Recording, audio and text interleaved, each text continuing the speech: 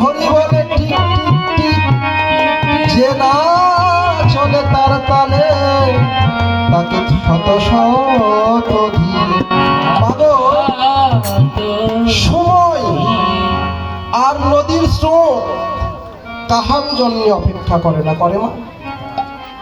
কাহারও জন্য কি সময় অপেক্ষা করে? সময় তার নিজ গতিতে বয়ে চলে।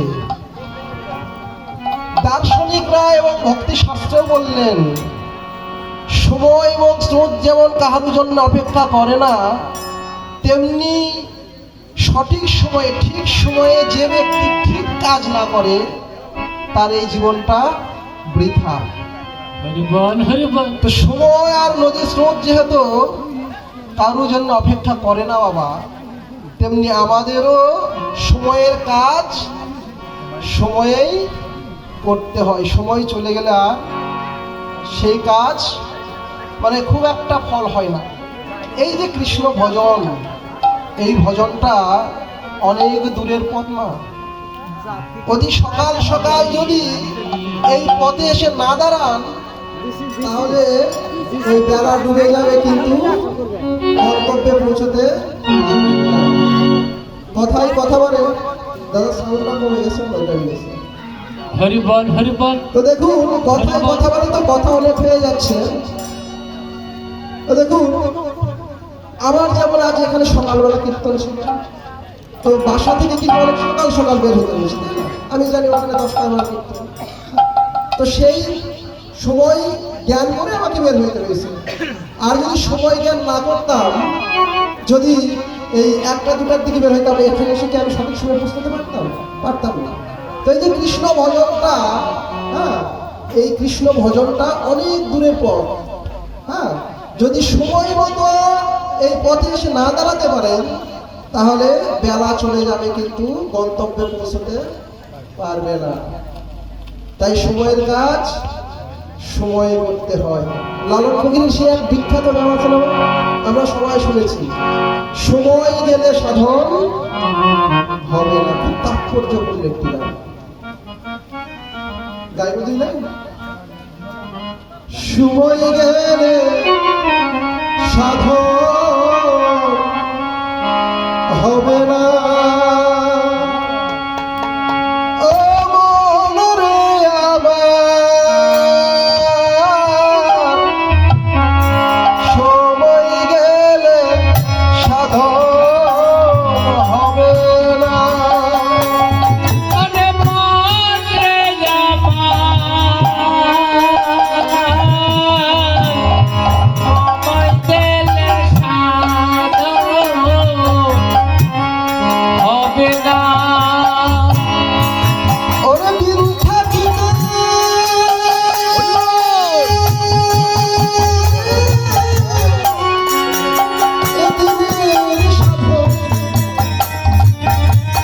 তুমি কেন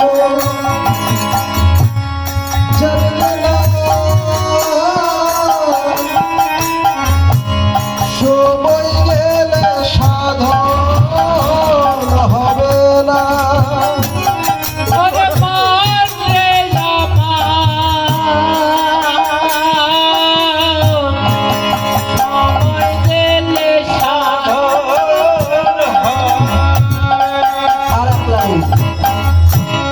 জানো না মন হালে বিলে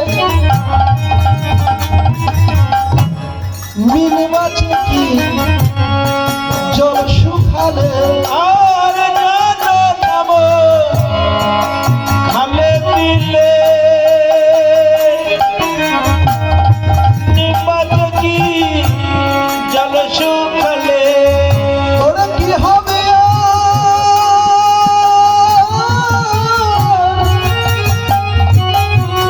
বারাল দিলে শুকনা মোহনা, সময় গেলে সাধন হবে না। আরে মনমা সময় গেলে সাধন হবে না। বললেন জানো না মন খালে বিলে মিন আছে কি জল শুকালে মাগো, খালে গিয়েছি মাছ ধরবার জন্য। কি ধরবার জন্য? মাছ। মাছ কোথায় থাকে? জলে থাকে, তাই না? মিন মানে মাছ। এ মাছ ধরবার জন্য খালে গিয়েছি, খালে গিয়ে খালে বাঁধন দিয়েছি। এখন কি করব? জল সেচ করব। জল সেচ করে জল শুকাবে, আমি কি ধরবো? মাছ ধরবো। তো গিয়েছি খালে, বাঁধনও দিয়েছি, জল ছিঁচতে গিয়ে দেখি যে খালে বাঁধন দিয়েছি সে খালে জলই নেই। বিদায় করবে। যে খালে বাঁধন দিয়েছি বাবা সেই খালে জলই নেই। তো যে খালে জল নেই সেখানে কি মাছ থাকে বাবা? রাধে তো রাধে। লালন ফকির বললেন, বাবা এ জগতে এসেছো, ভক্ত সঙ্গ করবে করব, সাধু সঙ্গ করব, কৃষ্ণের নাম করব বলে মনস্থির করেছো। এই করব করব করতে গিয়ে যখন মনস্থির করলেন যে না এখন আমি কৃষ্ণ পথে আসবো, এসে দেখলেন আমার দেহের আর রস নেই, আমার চুল পেকে গেছে, দন্ত পড়ে গেছে, মুখে বলতে চাচ্ছি হরিবল কিন্তু দন্ত নেই, তো বদনে উচ্চারণ হচ্ছে হরিবল। হরিবলও সাদের হরিবলটুকু আর বলা তো বাবা, সাদের হরিবলটুকু আর বলা হচ্ছে না। এই কারণে লালন ফকির বললেন, বাবা যে কাজটা যে সময় করা ঠিক সেই কাজটা সেই সময় করতে হয়। সময় চলে গেলে ও কাজ করে আর কোনো ফল হবে না। হরিবল, হরিবল তাই গো হরিবল। হরিবল। তো আজুরে গৌরাঙ্গের মনে কি ভাব উঠিল, ধবলি শাওলি বলি গৌর আমার সঘনে ডাকিল। আজুরে মানে, আজুরে মানে কি বাবা? আজ, তাই না? অবাসী পদাবলী কীর্তন তো পদের সঙ্গে সঙ্গে একটু বুঝলে একটু ভালো লাগে। তো তাছাড়া যদি আমি খালি পদে গিয়ে যাই, হ্যাঁ পদ শুনলেও ভগবানের নাম নীলাগীর গুণকীর্তন শুনলেই কিন্তু মঙ্গল। ভাগবত শাস্ত্রে বললেন শ্রবণাত্মই মঙ্গলম। তার চেয়েও বড় কথা এই যে সাধু সঙ্গে এসেছেন বাবা, সাধু সঙ্গ হচ্ছে, মাঝে মাঝে জয়ধ্বনি উলুধ্বনি দিচ্ছেন, আর মাঝে মাঝে যে সাধুদের চরণধুলি অঙ্গে লেপন করছেন, পরম পাওয়া মা। কোটি কোটি টাকা খরচ করেও এই যে সাধু সঙ্গ বৈষ্ণব সঙ্গ সবার ভাগ্যে হয় না মা। আজ আছি কাল নাও থাকতে পারি, কথাই কথা বাড়ে। আর একটা কথা বলি, উপনিষদের কথা বাবা, এটা উপনিষদ শাস্ত্রের কথা। এই যে পৃথিবীর সমস্ত জলরাশি, নদীর জল হোক, পুকুরের জল হোক, বৃষ্টির জল হোক, এই সমস্ত জলরাশির উৎপত্তি উৎস হচ্ছে একমাত্র সাগর। দাদা মাইকের সাউন্ডটা খুব একটা ভালো হচ্ছে না, একটু দেখেন। সমস্ত জলরাশির উৎপত্তি স্থল হচ্ছে সাগর, সমুদ্র যেটাকে আমরা বলি। আবার শেষ আশ্রয় সাগর। বাহ, কত সুন্দর। তাহলে যেখান থেকে উৎপত্তি সেখানেই শেষ আশ্রয়।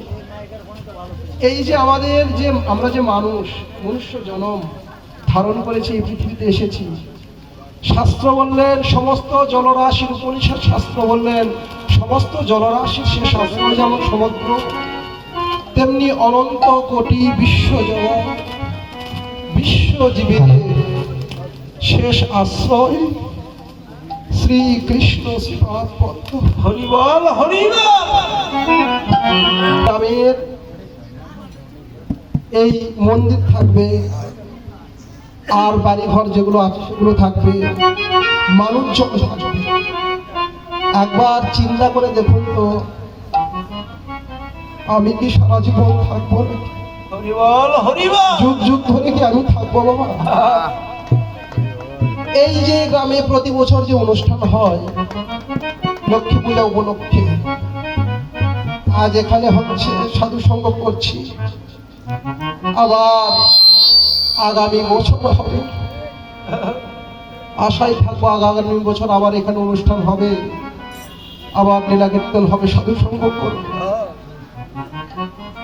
কিন্তু একবার চিন্তা করে দেখুন তো মা, গত এক বছরে হরিবল, হরিবল, আমাদের জীবন থেকে আমরা কতজনকে হারিয়েছি। হরিবল। বল হরি বল। এই গ্রামের কতজনকে আমরা হারিয়েছি, হ্যালো সবাই গেছে। আবার আগামী বছর আসবে, আবার অনুষ্ঠান হবে, ততদিন আমি থাকবো কিনা এর কোনো গ্যারান্টি নেই। আচ্ছা বাবা, হরি বল কোনো হরি বল। গ্যারান্টি নেই। তাই তাই এই সাধু সঙ্গ, বৈষ্ণবের সঙ্গ আর ভাগ্যে হতেও পারে, নাও পারে। তো মাসি, আজুরে মানে আজ, এই যে গৌর গোবিন্দের লীলা, আমার ভগবানের লীলা, এটা অতীত না, ভবিষ্যৎ না। তাহলে লীলা কি মা? ও মাসি, আমার কথা বুঝতে সমস্যা, মানে বুঝতে পারছেন না এমন কি কিছু? এই যে ভগবানের লীলা, এই লীলাটা অতীত, মানে পার হয়ে গেছে এমনও না, আবার যে আসবে ভবিষ্যতে হবে লীলা এমনও না। তাহলে লীলাটা কি? লীলাটা কি মা? লীলাটা হচ্ছে বর্তমান। আমাদের ধরে নিতে হবে স্বয়ং গৌ মহাপ্রভু বা ভগবান শ্রীকৃষ্ণ আজ এখানে লীলা প্রকট করছে, লীলা বর্তমান, এটা আমাদের ধরে নিতে হবে, না নিলে লীলা রস আস্বাদন হবে না। তাই তো পদকর্তা বললেন, আজুরে গৌরাঙ্গের মনে কি ভাব উঠিল, বলে আজকে আমার গৌর সুন্দরের মনে কিভাবে হৃদয় হয়েছে, কিভাবে হৃদয় হয়েছে? বলে ধবলি শাওলি বলি গৌর আমার সঘনে ডাকিল। ধবলি, শাওলি, শিউলি, পিউলি, মৃগময়ী, মৃগাক্ষী ইত্যাদি ধেনুবর্ষের নাম ধরে ধরে গৌর সুন্দর আজ ডাকছে। কেন ডাকছে? এটা তো বাবা শ্রীধাম নবদ্বীপ। নবদ্বীপে কি সেই ব্রজের সেই ধেনুবর্ষগুলো আছে? ধবলি, শাওলি, শিউলি, পিউলি। তো গৌর হরি আজ কেন ধবলি শাওলি বলে ডাকছে?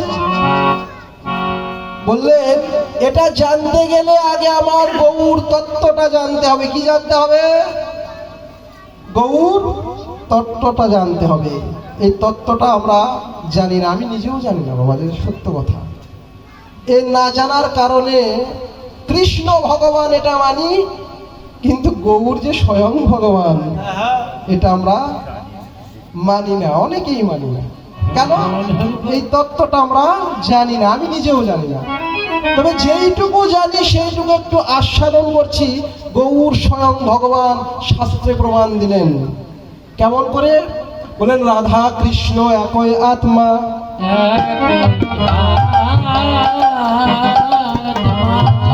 দুই দেহ ধরি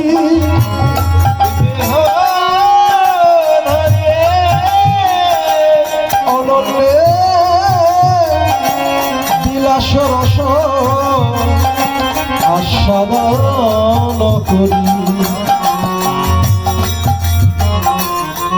দেখুন না, গৌর তত্ত্ব খুঁজতে গিয়ে আমরা রাধা গোবিন্দের তত্ত্বটাও এখানে পেয়ে গেলাম। আমরা বলি রাধাকে, কৃষ্ণকে, বলে রাধা একজন মেয়ে মানুষ, কৃষ্ণ একজন পুরুষ মানুষ।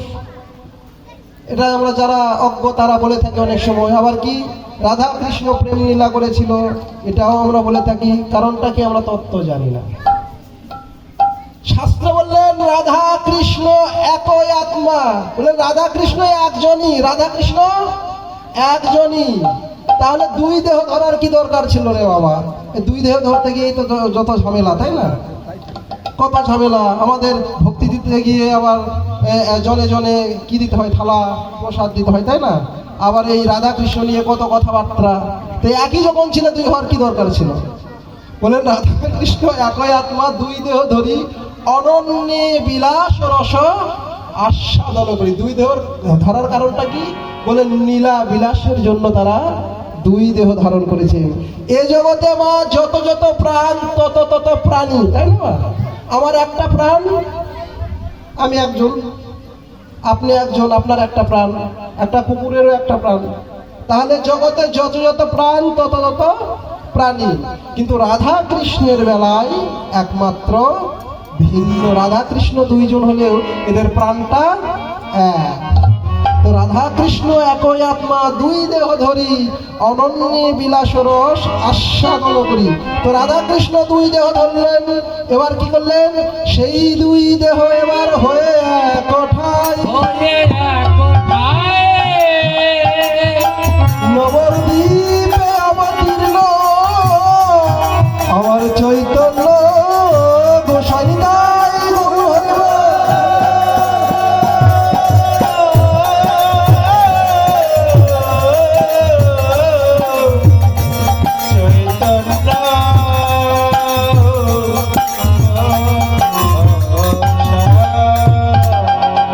তাহলে গৌর তত্ত্বটা কি পেলাম? বলছেন রাধা কৃষ্ণের মিলিত তনু আমার গৌর সুন্দর। তাহলে রাধা কৃষ্ণের মিলিত তনু মা, রাধা কৃষ্ণের মিলিত তনু কে মা? কে মা? গৌর সুন্দর। গৌরকে কখনো দেখেছেন মা? ও মা দেখেছেন? শরম করার কিছু নেই মা। আমাদের সনাতন ধর্মে মানে এই যে কীর্তনে একটু ভক্ত সঙ্গ করছি মিলে আমি একটু একটু জানি, বেশি কিছু জানি না। হ্যাঁ, তো আমিও জানতাম না যে আসলে গৌর কে, কোথা থেকে আসলো। মানে আমাদের সনাতন ধর্মে দেখবেন মোটামুটি যদি 100 জনকে বলা যায়, এই যেমন আমরা মধ্যবয়সী বিশেষ করে মা আমার মাসিরা বসে আছে, 100 জনকে যদি বলা যায় বাবা গৌরকে কখনো দেখেছো, বলি গৌরকে না দেখি নাই কখনো, চিনেই না গৌরকে। এরকমটা হয় আমাদের সনাতন ধর্মে, কিন্তু আমাদের একটু একটু হলেও জানা উচিত না। গৌরাঙ্গ মহাপ্রভু আমাদের কলির আনন্দ ভগবান। তো গৌরাঙ্গ মহাপ্রভু কে? তাহলে রাধা কৃষ্ণের মিলিত তনু। রাধা কৃষ্ণের মিলিত তনু আমার গৌর সুন্দর। তাই কখনো কৃষ্ণ ভাবে বিভোর হয়, কখনো রাধা ভাবে বিভোর হয়। যখন রাধা ভাবে বিভোর হয়, হা কৃষ্ণ প্রাণ কৃষ্ণ বলে কাঁদে। আর যখন কৃষ্ণ ভাবে বিভোর হয়, হা রাধে প্রাণ রাধে প্রেমময়ী রাধে বলে কাঁদে। আজ গৌর সুন্দর শ্রীধাম নবদ্বীপে হয়েছেন ব্রজভাবে বিভোর। ব্রজভাবে বিভোর হয়েছে কিভাবে বোঝা গেল? ওরে কৃষ্ণ ভাবে বিভোর হয়েছে। ব্রজে কৃষ্ণ কানাইয়া যেমন সমস্ত ধেনু বাছুরি সহ রাখালদের ডেকেছিলেন সেই বৃন্দাবনে, ধবলি শাওলি শিউলি পিউলি মৃগমরই মৃগাক্ষী ইত্যাদি ধরে বৎসরের নাম ধরে আজ গৌর ব্রজভাবে বিভোর হয়ে ডাকছে, আই ধবলি, আই শাওলি, আই শিউলি পিউলি মৃগময়ী মৃগাক্ষী ইত্যাদি ধরে বৎসরের নাম ধরে বলে, আই ধবলি, আই শাওলি। ওরে আয়ে ধবলি,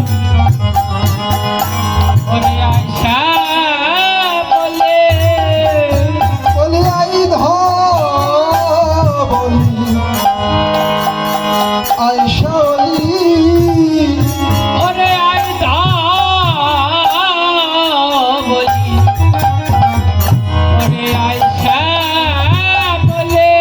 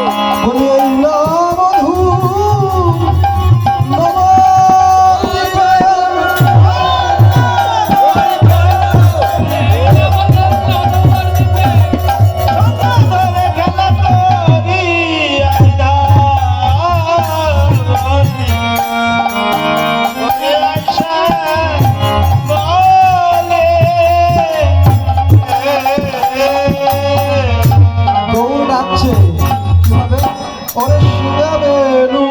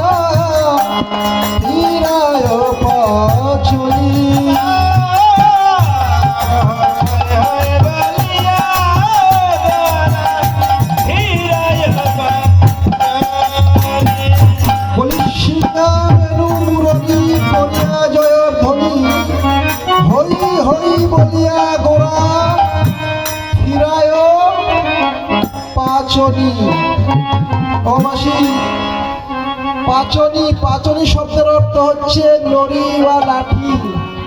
কার হাতে থাকে বললেন যারা বনে মাঠে ধেনু অর্থাৎ গোধেনু গরু চারণ করে রাখালদের হাতে থাকে। কি থাকে মা? পান্ডি লাঠি, তাই না? তো গৌর হরি আজ সেই বৃন্দাবনের ভাবে ভাবে আজ পাচনি অর্থাৎ দাঁটি ঘুরাচ্ছে। কেন? গোধনু তো ছিল সেই বৃন্দাবনে। আজ তাদের ফিরিয়ে আনার জন্য গৌর হরি পাচনি ধারণ করেছেন, লাঠি ধারণ করেছেন। লাঠি তো দেখি না গৌরের হাতে, বলেন সিংহা বেনু, সিংহাও দেখি না, বেনু দেখি না। এগুলো তো সেই বৃন্দাবনে ছিল, এটা তো নবদ্বীপ। এখানে বেনু নেই, সিংহাও নেই, পাচনিও নেই। তাহলে গৌর হরি আবার ধেনু বৎসও নেই। তাহলে গৌর হরি কাঁধের ফিরানোর জন্য পাচনি ধারণ করেছেন, লাঠি ধারণ করেছেন। কাঁধের ধারণ বললেন গোধেনু যখন ঠিক পথে যেতে যেতে ব্যাটিক পথে চালনা হয়, তখন রাখালরা ওই পাচনির ভয় দেখিয়ে গোধেনুকে সঠিক পথে নিয়ে আসত। তো গৌর হরি আজ কাদের সঠিক পথে নিয়ে আসছেন? শাস্ত্রে বললেন হেন রাম আদি অবতারে ক্রোধে অস্ত্র ধরে অসুরদের কলির বিনাশ সংহার। এবে অস্ত্র না ধরিবে, প্রাণে কাহারু না মারিবে, প্রেম দিয়ে চিত্ত শুদ্ধি করাবে সবা কার। তো দেখুন ভগবান শ্রীকৃষ্ণ বা ভগবান অন্যান্য যুগে সত্য ত্রেতা দাপর যুগে বিভিন্নভাবে অস্ত্র ধারণ করে যারা ধর্মপথ থেকে বিচ্যুতি হয়েছিল তাদেরকে ধর্মপথে আনবার জন্য তাদেরকে দ্বন্দ্ব প্রদান করেছেন। কিন্তু দেখলেন না, কাউকে ভয় দেখিয়ে কখনো কি তার কাছ থেকে ভালোবাসা আদায় করা যায় বাবা? হ্যাঁ, হয়তো আপনার ভয়ে আপনাকে ভয় করবে, আপনার কথায় সম্মতি জ্ঞাপন করবে, কিন্তু মন থেকে কি আপনাকে কখনো ভালোবাসবে? বাসবে না। তো ভগবান মনে মনে চিন্তা করলেন, আমি পাপীদের দ্বন্দ্ব দিয়েছি সঠিক পথে আনবার জন্য, কিন্তু আমি আনতে পারলাম না, কারণ আমার ভুল ছিল। কাউকে দ্বন্দ্ব দিয়ে শাস্তি দিয়ে কখনো সঠিক পথে আনা যায় না। তাই গৌর হরি আবার কি করলেন, সমস্ত অস্ত্র পরিত্যাগ করে দুটি বাহু উত্তোলন করে দাঁড়ালেন। আমার কাছে যদি অস্ত্র থাকে তাহলে আমার কাছে কি আসবেন বাবা? ভয় করাচ্ছে তো, প্রাণের ভয়, তাই না ও মাসি? বলুন তো, এ জগতে সবচেয়ে মূল্যবান বস্তু কি মা? সবচেয়ে মূল্যবান বস্তু কি আপনার কাছে? আপনার কাছে আপনার সবচেয়ে মূল্যবান বস্তু কি মা? নিজের প্রাণ, তাই না? নিজের প্রাণ সবার কাছে মূল্য না, মানে বেশি মূল্যবান না? মানুষ একদিন বেশি বেঁচে থাকার জন্য কোটি কোটি লক্ষ লক্ষ টাকা খরচ করে ওই বেঙ্গালোর ভেলোর যায় চিকিৎসার জন্য, তাই না বাবা? তাহলে আপনাকে যদি বলা হয়, বাবা আপনাকে 2 লক্ষ টাকা দিচ্ছে, আপনার জীবনটা আমাকে দিয়ে দাও, কেউ দিবে? তাহলে মানুষের কাছে তার সবচেয়ে প্রিয় বস্তু হচ্ছে তার নিজের জীবন। তো দেখুন, অস্ত্র কাছে থাকলে কিন্তু কেউ কাছে আসবে না। তাই গৌর হরি শ্রীধাম নবদ্বীপে এসে দুটি বাহু উত্তোলন করে দাঁড়ালেন, কলিজীব আর তোমাদের ভয় নেই, আমার হাজার কি নেই, অস্ত্র অস্ত্র নেই বাবা। তাই গৌর হরি সমস্ত ভক্তদের ডাকছে, হে ভক্তগণ তোমরা সবাই এসো। এই কলিযুগে একমাত্র মুক্তির উপায় হচ্ছে হরিনাম সংকীর্তন। হরিনাম সংকীর্তন, কিছুক্ষণ আগেই বললাম, একবার কৃষ্ণ নামে যত পাপ হরে জীবের সাধ্য নাই, জীব তত পাপ করে। হরের নাম হরের নাম হরের নামৈব কেবলম, গৌর নাস্তেব্য নাস্তেব্য গতির অন্যথা।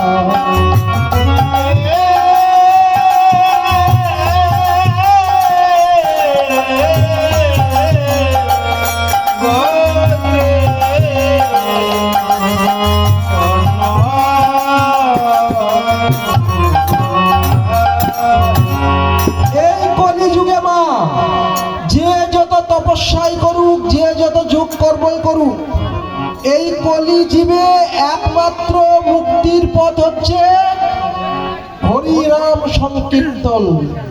ভগবান এবার ত্রিসত্যে অঙ্গীকারবদ্ধ হলেন, হরের নাম হরের নাম হরের নামৈব কেবলম। বললেন শুধুমাত্র হরিনাম করো, হরিনাম করো, হরিনাম করো। হরিনাম ছাড়া এই কলিযুগের নিস্তার নেই, নিস্তার নেই, নিস্তার নেই, গতি নেই। একমাত্র হরিনামেই কলিযুগের মুক্তি।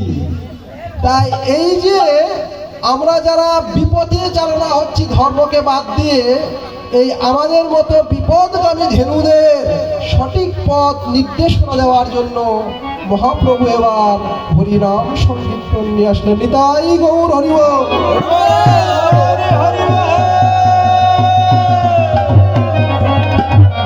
অবলম্বন করলেন কণ্ঠবদন, কণ্ঠমুরলী, আর পাচনীকে অবলম্বন করলেন হরিনামের পাচনী। হরিনামের পাচনী আজ ধরেছে ওরে হরিনামের পাচনী ওরে ধরেছে, হরিনামের পাচনী আজ ধরেছে আজ হরে নামের পাচনে ধরেছে। হরিনামের পাচনী অর্থাৎ হরিনাম বদনে উচ্চারণ করছে আর সমস্ত ভক্তদের ডাকছে সুরধরি গঙ্গার কূলে। বৃন্দাবনে রেখেছিলেন ধবলী সাবলী বলে, এবার সেই বৃন্দাবনের ভাবে ভাবে নবদ্বীপের সমস্ত ভক্তদের ডাকছে সুরধরি গঙ্গার কূলে। আজ গৌরের কণ্ঠ ধ্বনি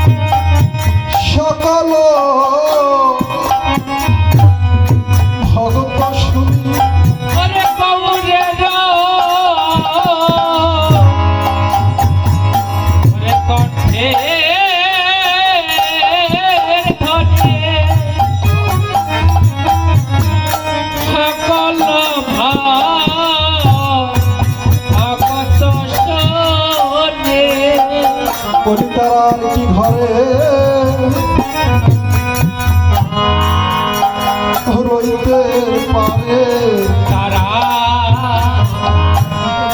ওরে আর কি ঘরে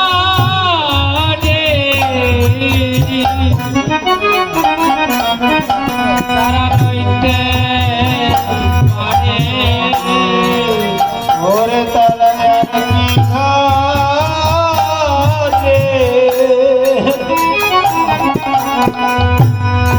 ওরে রইতে পারে জগতে গৌর অনুগত যারা তারা আর কি ঘরে ঘরে রইতে পারে ওরে গৌরে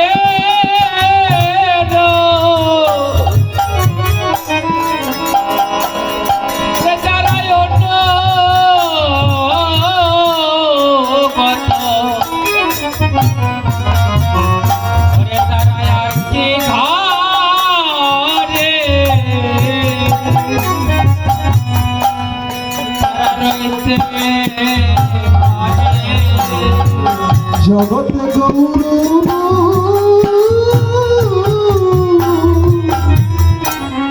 অনুগত যারা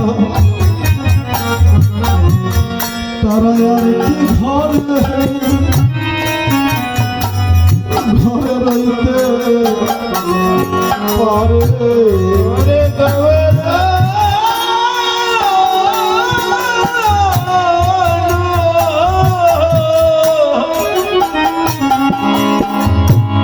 ওরে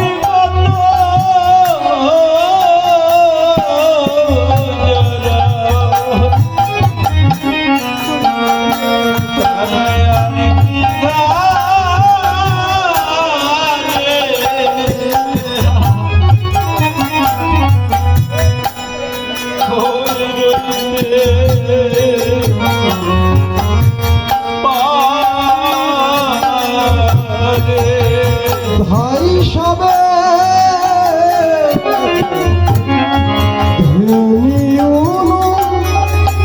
সারা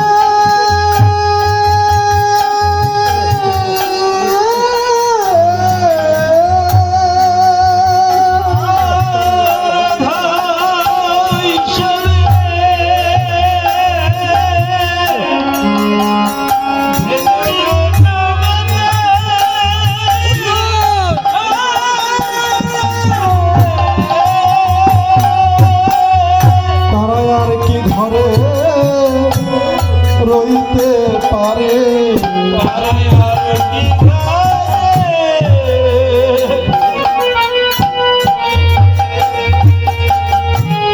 জগতে গৌর অনুগত যারা বলি আর কি ঘরে রইতে পারে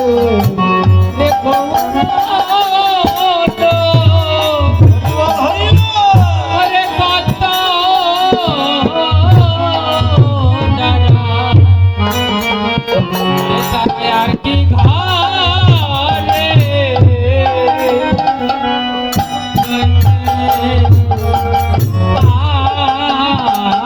জগতে গৌর গত যারা তারা আর কি ঘরে রইতে পারে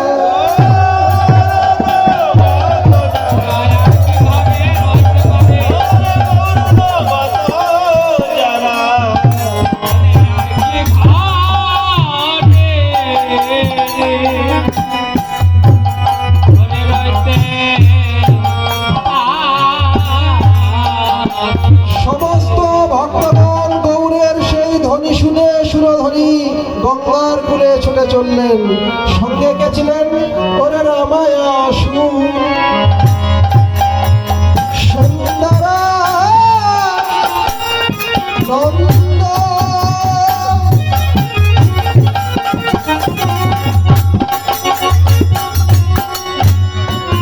ওরে সঙ্গে নিত্য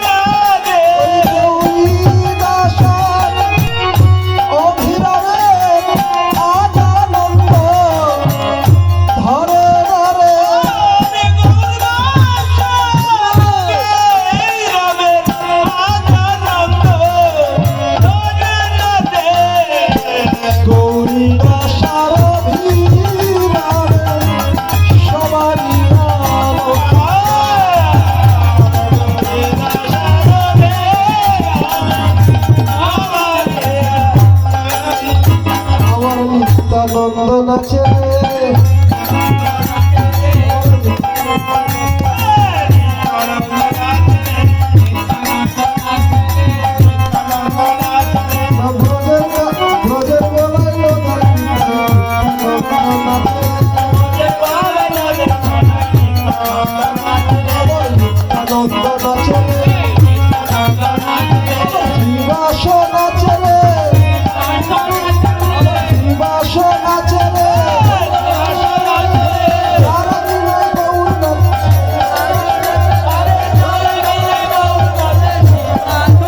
আমার গদাধর নাচে রে,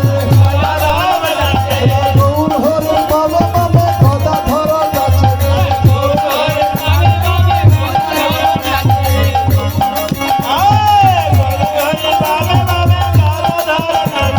গদাধর নাচে রে, আমার অদ্বৈত নাচে রে, গৌরনাথ ঠাকুর আমার অদ্বৈত নাচে রে, আমার ভক্তগণ নাচে রে,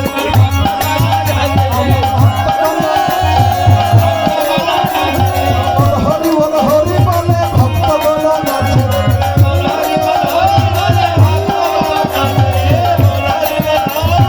ভক্তগণ নাচে রে, আমার ভক্তগণ নাচে রে,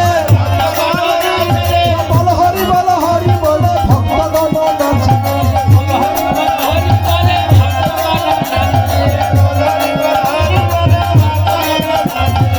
আনন্দে নাচে রে, সবাই বাহু তুলে নাচে রে, ওরে গৌর কাছে শোনা আনন্দে নাচে রে,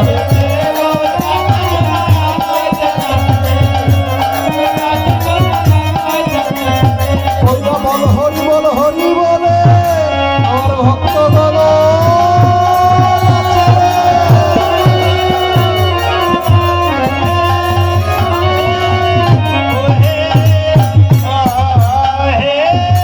সমস্ত ভক্তগণ একত্রিত হয়ে সুরধ্বনি গঙ্গার তীরে আনন্দে নৃত্য করছেন।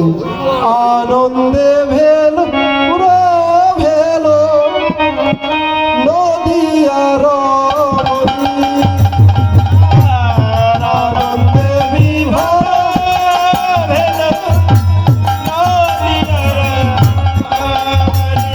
গৌর হরির রূপ দেখে সবাই আনন্দে বিভোর হয়েছেন। বৈষ্ণব কবি বলেন আনন্দে বিভোর ভেলু নদিয়া রমণী।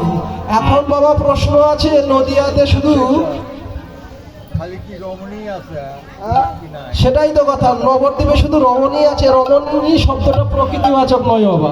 রমণী মানে আমরা জানি মায়েদের রমণী বলা হয়, আর ছেলেদের হচ্ছে রমণ বলা হয়। তাহলে বৈষ্ণব কবি কি ভুল বললেন?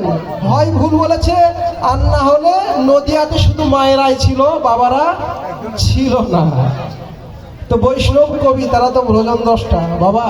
এই যে বৈষ্ণব কবিগুলো, এই পদাবলী সাহিত্য যারা রচনা করেছেন একটু না বলে নেই। তো দেখুন, এই পদাবলী সাহিত্য যারা লিখেছেন, কিছু ছিল চৈতন্য পূর্ব যুগের কবি, আর কিছু ছিল চৈতন্য সমসাময়িক, আর কিছু ছিল চৈতন্য পরের যুগে কবি। তো দেখুন, আমার প্রশ্ন হচ্ছে চৈতন্য পূর্ব যুগের কবিদের নিয়ে। যখন মহাপ্রভু জন্মের কোনো কথাই নেই, একটু চিন্তা করবেন বাবা, তাদের ভজনটা কত উচ্চমার্গের একটু চিন্তা করলেই বুঝবেন, অত কিছু বিশ্লেষণ করতে হবে না। যখন মহাপ্রভুর জন্মের কথাই নেই, নবদ্বীপে যে মহাপ্রভু আসবে, এসে যে লীলাগুলো করবে, সেই কোনো খবরই নেই। ঠিক তারও অনেক আগে বৈষ্ণব কবিরা এই গৌর হরির পদগুলো লিপিবদ্ধ করেছেন। গৌর হরি এসে কি কি লীলা করবেন নবদ্বীপে, একবার চিন্তা করে দেখুন তাদের ভজনটা কত উচ্চ মার্গের। তাহলে তারা কলম দিয়ে যে লীলাগুলো লিপিবদ্ধ করে গিয়েছেন, মহাপ্রভু স্বয়ং এসে ওই লীলাগুলোই করেছেন। নিতাই গৌর হরি বল। কত উচ্চ মার্গে তাদের ভজনগুলো। বৈষ্ণব কবি তাদের ভজনগুলো কত উচ্চ মার্গের। গৌর হরির জন্মের কোনো কথাই নেই, অথচ তার জন্মের আগেই তার যে লীলাগুলো সেগুলো তারা লিপিবদ্ধ করে গেছে। সেই বৈষ্ণব কবি তারা কি কখনো ভুল লিখতে পারে? তারা কখনো ভুল লিখতে পারে না। শাস্ত্র বললেন বাবা, বৈষ্ণব কবি ভুল বলেনি, বৈষ্ণব কবি ভুল বলেনি। এই যে হরিনামের ধ্বনি, গৌর কণ্ঠে হরিনামের ধ্বনি, হ্যাঁ, এই হরিনামের ধ্বনি যাদের কর্ণে একবার প্রবেশ করে, যাদের কর্ণে একবার প্রবেশ করে হৃদয়ে গেঁথে যায়, তাদের হৃদয় থেকে লোভ, লালসা, আশা, আকাঙ্ক্ষা, হ্যাঁ, তারপরে হিংসা, নিন্দা, কুটিলতা, যত কিছু রয়েছে সব নাশ হয়ে যায়। তাদের হৃদয়ে আর কোনো হিংসা, নিন্দা, কুটিলতা থাকে না, এমনকি কোনো কামনা বাসনাও থাকে না। হরিবল হরিবল। যদি কাম কামনা না থাকে তাহলে কিসের নারী আর কিসের পুরুষ? যেখানে কাম কামনাই নেই, হৃদয়টা হিংসা শূন্য, কাম কামনা শূন্য, তাহলে নারী আর পুরুষের কোনো ভেদাভেদ আছে? আর আমার গৌর হরির সেই হরিনামের কণ্ঠধ্বনি যার হৃদয়ে একবার প্রবেশ করে, বৈষ্ণব কবি বললেন তারা ভাবরমণী হয়ে হয়ে যায় রে।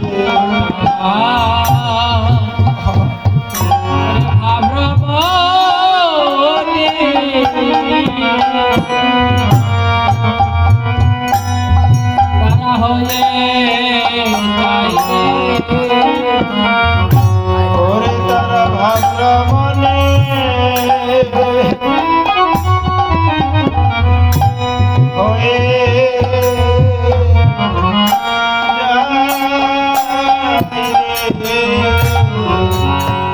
এই যে হরি নামের ধ্বনি, ধ্বনি শ্রবণ করে বলে তারা ভাবরমণী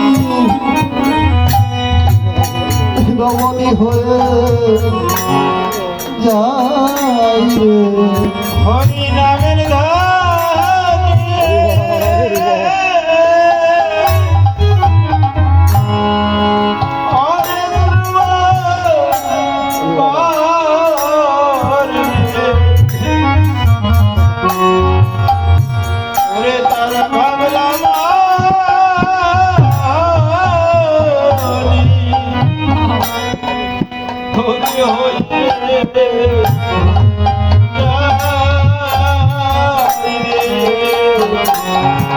হরিনামের ধরনে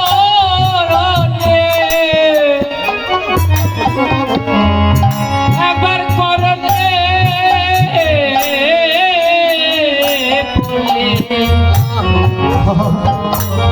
তারা ভাবরমণী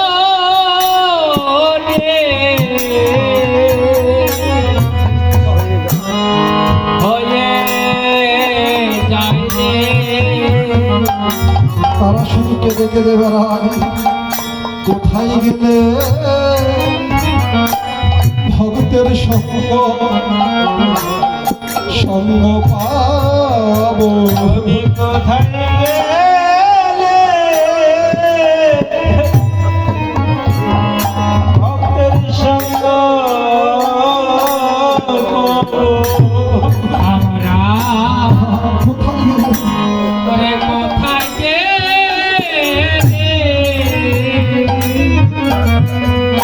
ভক্তের সঙ্গ পাবো? তাদের প্রাণে কাঁদে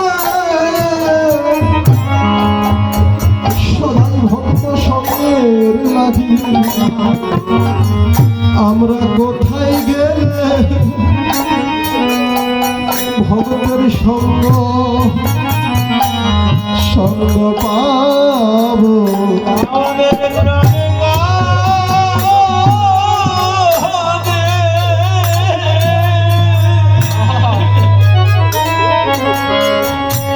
ভক্ত সঙ্গে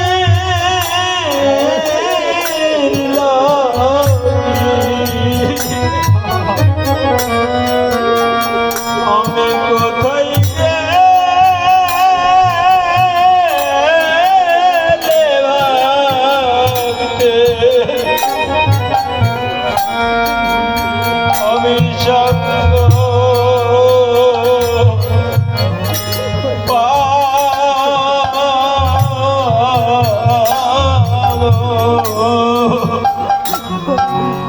ভক্তের প্রাণ কাঁদে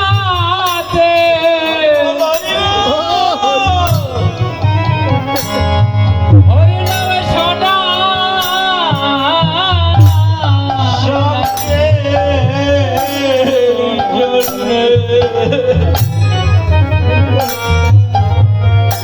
আমি কোথায় গেলে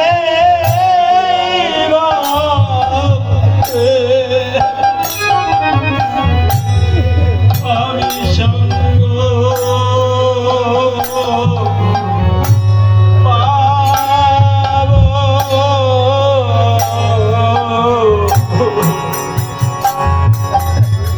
তোরা শুধু কেঁদে কেঁদে কেঁদে বেড়ায় তারা শুধু কেঁদে কেঁদে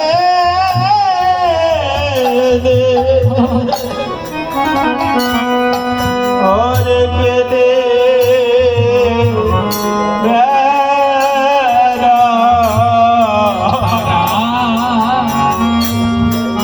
দেখে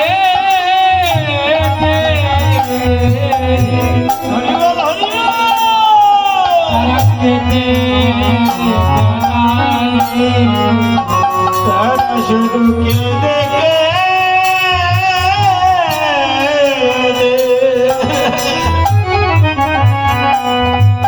ওরে কেঁদে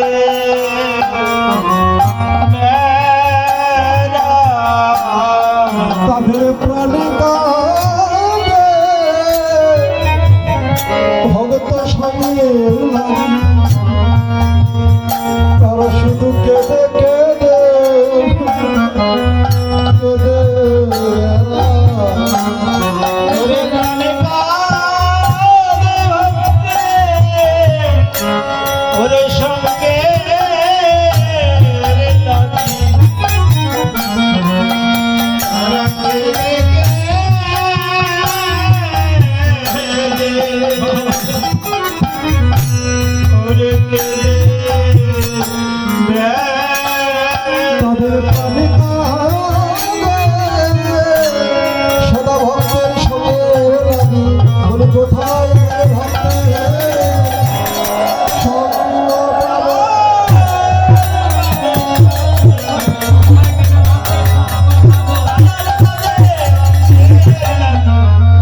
আমরা কোথায় গেলে আমরা ভক্তের সঙ্গ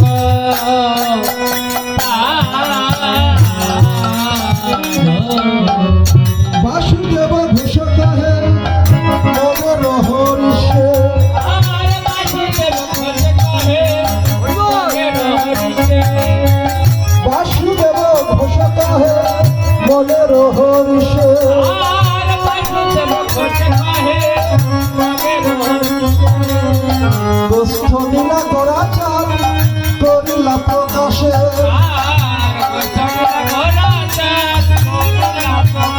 বলি এবার নীলা প্রকাশ হব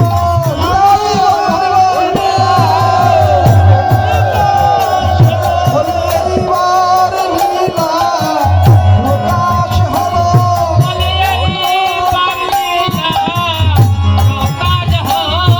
তুমি এতদিন গো পরে ছিল এইবার নীলা প্রকাশ হলো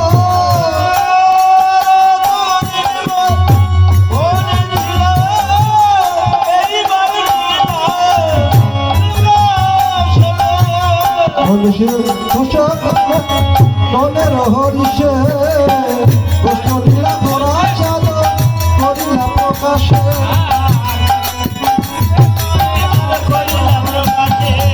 বাসুদেব ঘোষ কহে মনের হরিষে গোষ্ঠ নীলা করা চাল করিলা প্রকাশে বাঞ্ছা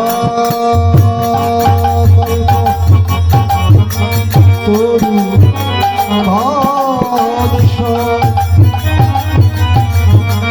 কৃপা সিন্ধু ভয় বচ